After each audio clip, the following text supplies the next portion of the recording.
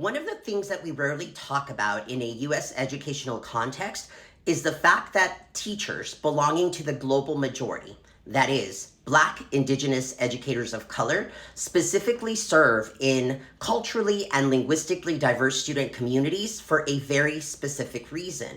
And so teachers that serve in dual language programs, that serve emergent bilingual and multilingual students, that serve students belonging to a global majority, Black, Indigenous students of color, do so because as we serve, we are also confronting some of the own cultural and linguistic trauma that we experienced in a US educational setting.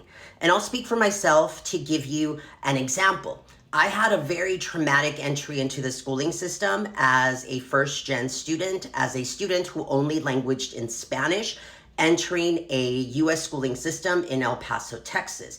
And so often, those of us that have such passion that we are advocates are sometimes seen as troublemakers or difficult because we stand up for the students that often continue to be marginalized in US classrooms. And so one of the things that we need to understand is that perhaps the reason that we are so fierce about our advocacy is that we are also healing the trauma that our inner child is still coping with today.